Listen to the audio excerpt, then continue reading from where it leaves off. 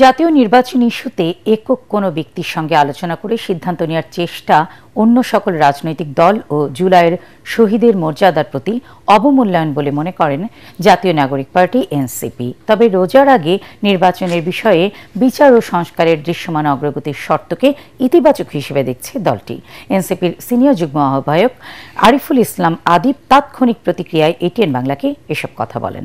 প্রথমত হচ্ছে যৌথ বিবৃতি সরকারের পক্ষ থেকে একটি দলের সাথে শুধুমাত্র যৌথ বিবৃতি দেওয়াটা সরকারের অন্যান্য দলগুলোর প্রতি এক ধরনের অবমূল্যায়ন করা।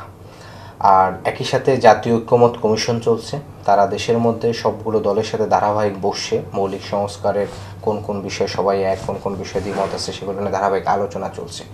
সেই আলোচনা চলমানের মধ্যেই শুধুমাত্র একটি দল বা এক ব্যক্তির সাথে দেশের বাহিরে বসে মিটিং করে নির্বাচনের তারিখের প্রতি এক ধরনের সিদ্ধান্ত নেওয়া কিংবা আলোচনা করাটা দেশের বিদ্যমান অন্যান্য রাজনৈতিক দল এবং রাজনৈতিক সংস্কৃতির প্রতি এক ধরনের নেতিবাচক প্রভাব ফেলে। সরকারের প্রতি আমাদের আহ্বান থাকবে, জাতীয় বিষয়ে সিদ্ধান্ত নেওয়ার ক্ষেত্রে অবশ্যই সকল রাজনৈতিক দল, অন্যান্য স্টেক হোল্ডার এবং একই সাথে এই অভ্যুত্থানে যারা শহীদ হয়েছেন সেই শহীদ পরিবারের মতামতকে তারা গুরুত্ব দেবে। আমরা বারবার এর আগেও বলে আসছি যে জুলাই সনদ, জুলাই ঘোষণাপত্র এবং মৌলিক সংস্কারের সাপেক্ষে নির্বাচনের তারিখ নিয়ে এবং আমাদের খুব বেশি আপত্তি নাই। সরকারের এই পদক্ষেপটাকে অর্থাৎ শর্ত দিয়ে সময় নিয়ে গেলে এইটাকে আমরা ইতিবাচকভাবে দেখি, যেহেতু সরকার দুটো শর্ত দিছে।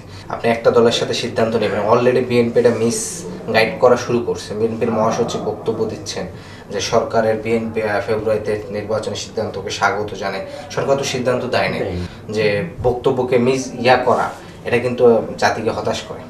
এবং কিছু মিডিয়া বিএনপির এক ধরনের নিয়ন্ত্রিত বা বিএনপির দ্বারা পরোক্ষভাবে পরিচালিত কিছু মিডিয়া অলরেডি ফেব্রুয়ারিতে নির্বাচনের ডেট ঘোষণা নিয়ে এক ধরনের প্রচারণা করছে।